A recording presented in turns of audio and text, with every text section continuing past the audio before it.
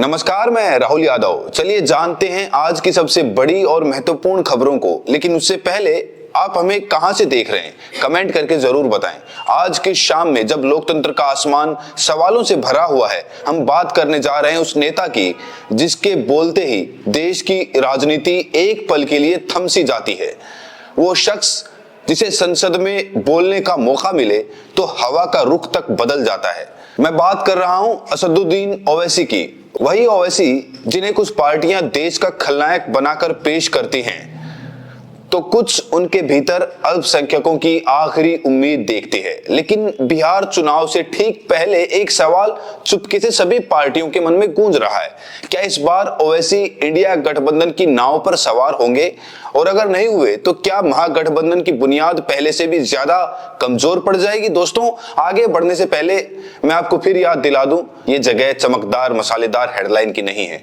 ये वो जगह है जहां खबरें सिर्फ बहकाती नहीं बल्कि चुभती हैं। अगर आप चाहते हैं कि ये चुभन और सच्चाई ज्यादा लोगों तक पहुंचे तो वीडियो को लाइक करिए, चैनल को सब्सक्राइब करिए और हमें बताइए कि आप कहां से, देश के किस कोने से ये वीडियो देख रहे हैं। क्योंकि आज हम आपको ले जाने वाले हैं उन राजनीतिक गलियारों में जहां कुर्सियों की खनक नहीं, सौदेबाजी की फुसफुसाहट सुनाई देती है। बिहार की राजनीति अपने आप में एक पहेली है। यहाँ हर चुनाव अपने साथ एक नई कहानी लाता है। कभी जाति का गणित, कभी धार्मिक समीकरण, कभी गरीबी और न्याय की लड़ाई। और अब इस कहानी में एक नया बेहद महत्वपूर्ण किरदार है असदुद्दीन ओवैसी। पिछले चुनाव में सीमांचल के जिन इलाकों में उनका सिक्का चला, वहां का सियासी नक्शा ही बदल गया। 5 सीटें थी, सुनने में भले छोटी लगे, लेकिन इन 5 सीटों ने इतनी हलचल मचाई कि बड़े बड़े नेता रातों को सो नहीं पाए। जहां AIMIM उतरी, वहां विपक्ष का वोट खिसका और फायदा मिला एनडीए को। तो क्या इस बार महागठबंधन वही गलती दोहराएगा? क्या फिर से ओवैसी को नजरअंदाज किया जाएगा और फिर वही वोट बैंक फिसल जाएगा? या फिर इस बार ओवैसी एक बिल्कुल अलग राह चुनेंगे और तीसरे मोर्चे की राजनीति को एक नया चेहरा देंगे? देखिए दोस्तों, राजनीति में समय सबसे बड़ा जादूगर है और इस वक्त ओवैसी बिल्कुल उस चौराहे पर खड़े हैं जहां उनकी हर लाइन, हर बयान, हर संकेत चुनाव की दिशा बदल सकता है। ओवैसी ने साफ कहा है, हम गठबंधन के लिए तैयार हैं, लेकिन एक तरफा प्रेम कहानी हम नहीं लड़ेंगे। ये बयान सिर्फ एक पॉलिटिकल टिप्पणी नहीं बल्कि एक संदेश है कि वो अब किसी पार्टी के दर्शक नहीं बल्कि भागीदार बनना चाहते हैं, उस हिस्सेदारी के साथ जो सम्मान के साथ आती है। सीमांचल की बात करें तो अररिया, किशनगंज, कटिहार, पूर्णिया, ये सिर्फ जिले नहीं, ये बिहार का वो भूगोल है जहां वोट का रंग बिल्कुल अलग है, जहां आबादी का बड़ा हिस्सा मुस्लिम है, कहीं 40% तो कहीं 70% तक। और यही वो धरती है जहां से ओवैसी पहली बार बिहार में अपनी मजबूत पकड़ दिखा पाए। महागठबंधन की सबसे बड़ी चिंता यही है, अगर ओवैसी को साथ नहीं लिया गया तो ये वोट बिखरेगा और इसका सबसे बड़ा फायदा मिलेगा भाजपा और जेडीयू को। लेकिन अगर साथ लिया गया तो विपक्ष को वही ताकत मिल सकती है जिसकी कमी पिछले 1 दशक से महसूस हो रही है। अब सवाल यह है, क्या ओवैसी को साथ लेना मजबूरी है या रणनीति? लेकिन राजनीति कभी एक तरफा कहानी नहीं होती।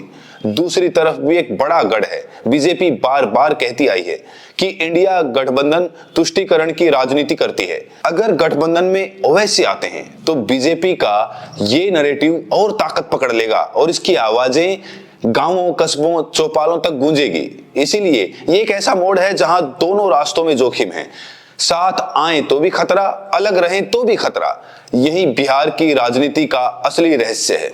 लेकिन आपको समझना होगा कि बिहार की राजनीति अब सिर्फ धर्म की कहानी नहीं, यहाँ विकास की भूख ज्यादा है। बेरोजगारी, शिक्षा की बदहाली, महंगाई और बड़े पैमाने पर होने वाला पलायन, ये सब मुद्दे पहले से ज्यादा तीखे हो चुके हैं। ओवैसी के भाषण भी अब बदल चुके हैं।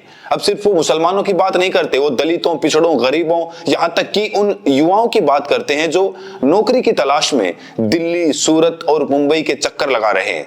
ये बदलाव भी महागठबंधन की चिंता का कारण है, क्योंकि वही मतदाता अब किसी एक पार्टी तक सीमित नहीं रहा। महागठबंधन जानता है कि अगर ओवैसी उनके साथ आते हैं तो सीमांचल का मोर्चा मजबूत हो जाएगा और अगर नहीं आते तो वहां वोट का बिखराव लगभग तय है। अब असली सवाल, ओवैसी मानेंगे क्यों? राजनीति में सम्मान वही चीज है जिसे पार्टियां सबसे ज्यादा छिपाती हैं, लेकिन नेता सबसे ज्यादा चाहत रखते हैं। पिछले चुनाव में ओवैसी ने साफ कहा था, हमें भीड़ नहीं चाहिए, हमें हक चाहिए। इस बार वो 6 सीटें मांग रहे हैं, बदले में वो गठबंधन के साथ खड़े होकर एनडीए के खिलाफ लड़ने को तैयार हैं। लेकिन क्या आरजेडी और कांग्रेस इन सीटों को छोड़ने को तैयार हैं? ये वो सवाल है जिस पर ना कोई खुलकर बोल रहा है, ना कोई जवाब दे रहा है। अब कहानी का दूसरा मोड़ आता है दोस्तों, वो मोड़ जिसे समझे बिना बिहार की राजनीति को समझना मुश्किल है। क्योंकि अगर ओवैसी को नजरअंदाज किया गया तो वो सिर्फ चुपचाप घर नहीं बैठेंगे। उन्होंने खुद कहा है, अगर इंडिया गठबंधन हमें नजरअंदाज करेगा तो हम तीसरा मोर्चा बनाएंगे। ये बयान सिर्फ सीमांचल के लिए नहीं था, ये एक राजनीतिक चेतावनी थी, ये एक तरह का अल्टीमेटम था जो सीधे आरजेडी और कांग्रेस की ओर इशारा करता है।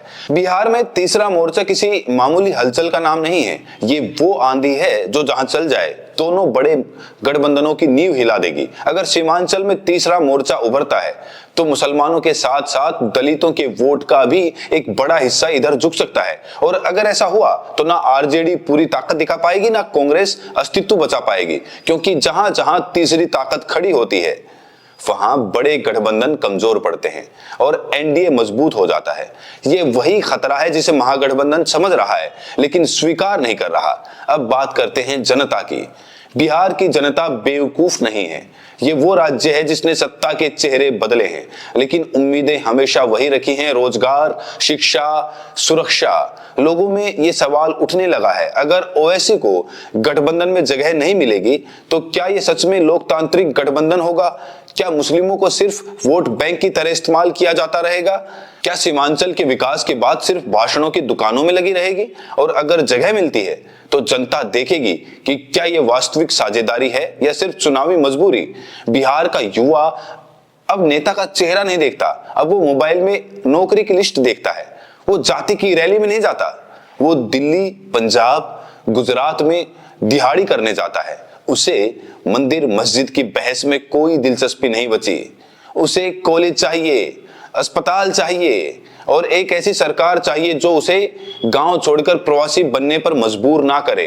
यही वजह है कि अगर ओवैसी बेरोजगारी और पलायन पर जोर देते हैं तो वो सीमांचल तक सीमित नहीं रहेंगे, उनकी गूंज पूरे बिहार में सुनाई देगी। अब सोचिए, राजनीति में गठबंधन सिर्फ सीटों का जोड़ नहीं होता, भरोसे का रिश्ता होता है। महागठबंधन को यदि एनडीए से लड़ना है तो उसे एक व्यापक चेहरे की जरूरत होगी। उस चेहरे में ओवैसी की मौजूदगी सिर्फ मुस्लिम प्रतिनिधि नहीं बल्कि बदलाव की राजनीति का संकेत होगी। लेकिन बड़े दलों की सबसे बड़ी बीमारी यही है, उन्हें लगता है कि छोटे दलों को साथ लेने से उनकी कुर्सी कमजोर हो जाएगी और यही सोच महागठबंधन के लिए सबसे बड़ी हार बन सकती है। दूसरी तरफ ओवैसी भी जानते हैं कि ये चुनाव उनका भी इम्तिहान है। बिहार की हवा बदल रही है, बीजेपी जेडीयू का तालमेल पुराने जैसा सहज नहीं है, नीतीश कुमार की लोकप्रियता पर सवाल पहले से गहरे हो चुके हैं। ऐसी स्थिति में विपक्ष के पास मौका है, लेकिन ये मौका तभी सोने में बदल सकता है जब वे सबको साथ लें, नहीं तो ये इतिहास में एक और मिस्ड चांस बनकर रह जाएगा। महागठबंधन अगर सच में इंडिया गठबंधन बनना चाहता है तो उसे दिखाना होगा कि वो भारत की विविधता को सिर्फ भाषण में नहीं, टिकट बंटवारे में भी मानता है। और इस विविधता का सबसे बड़ा हिस्सा वही वर्ग है जिसकी आवाज दशकों से हाशिए पर रही। ओवैसी उन्हीं की आवाज है, एक परिचित, तीखी लेकिन सच बोलने वाली आवाज। राजनीति का सबसे बड़ा सबक यही है जिसे आप बार बार अनदेखा करते हैं, वही समय आने पर आपको अनदेखा कर देता है। अगर महागठबंधन में ओवैसी को फिर दरकिनार किया गया तो सीमांचल की जनता उन्हें उसी नजर से देखेगी। अगर आप हमारी आवाज को नहीं सुनेंगे, हम भी आपकी अपीलें नहीं सुनेंगे। ये बिहार है, यहाँ की जनता बहुत गहरी है, यहाँ लोग चेहरे देखकर नहीं, चरित्र देखकर वोट डालते हैं।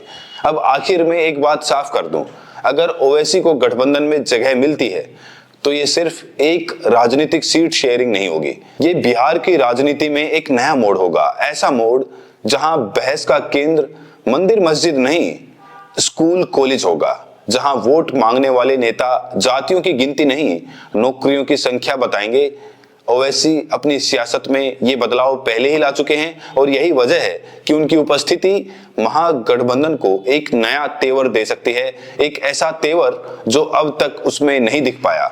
इतिहास गवाह है कि बिहार में जब अल्पसंख्यक और पिछड़ा वर्ग एक साथ आए हैं, सत्ता की दिशा बदली है। लालू यादव भी इसी गठजोड़ के सहारे दशकों तक राजनीति में रहे। अगर ओवैसी और महागठबंधन एक साथ आते हैं तो सीमांचल की बड़ी आबादी, यादव वोट, ओबीसी वोट सब एक तरफ जुड़ सकते हैं और जब समाज के ये दो बड़े ध्रुव एक साथ हों तो एनडीए का रास्ता मुश्किल हो जाता है। बहरहाल इस वीडियो में इतना ही। AIMIM के गठबंधन को लेकर आप क्या सोचते हैं? प्रतिक्रिया जरूर दें और साथ में ये भी बताएं कि आप ये वीडियो देश के किस कोने से देख रहे हैं। बहुत बहुत शुक्रिया।